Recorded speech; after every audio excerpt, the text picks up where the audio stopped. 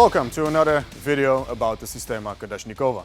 Today I will discuss with you the combat situation, the wrist grab, and how to deal with that in order to maintain your health.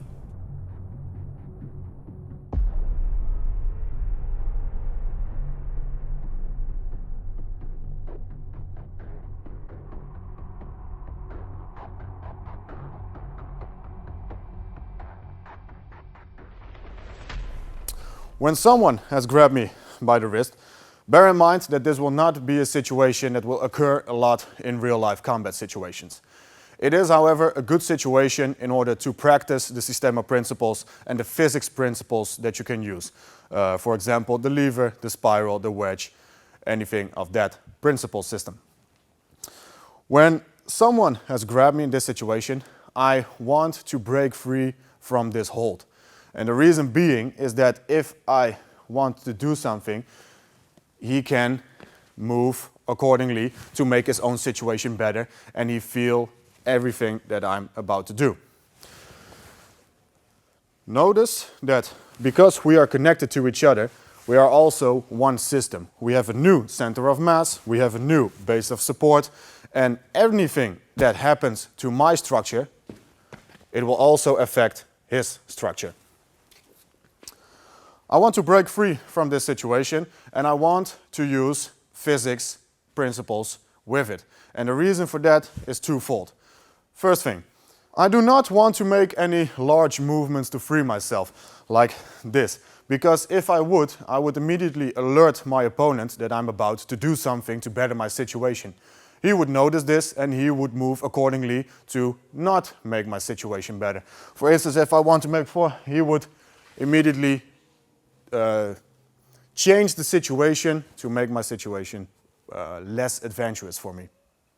Also, I do not want to use my own body strength to break free from his hold.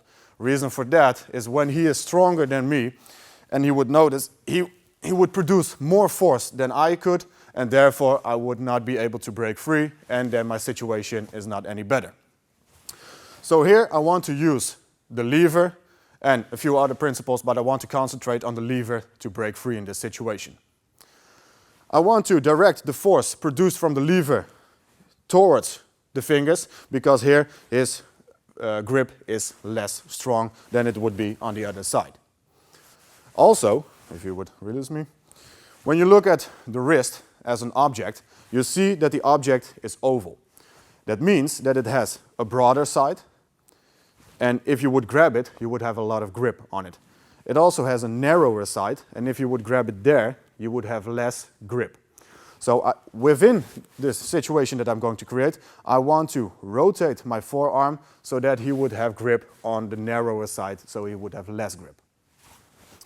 He has grabbed me, and I'm rotating my forearm so he would have less grip.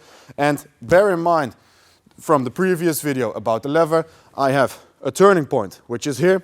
I have the arm, or the rigid body, that is also my arm in this situation.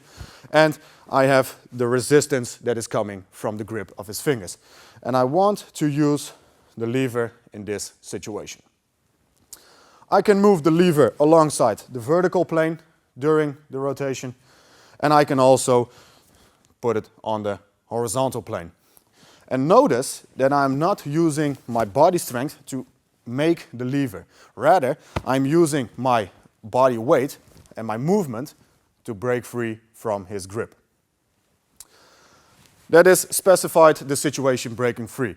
What I can also do is add more principles, like we've discussed, like the cross principle, like the step-by-step, to make my situation towards my opponent in a more advantageous way. From this position, I can do a lot of things to better my situation.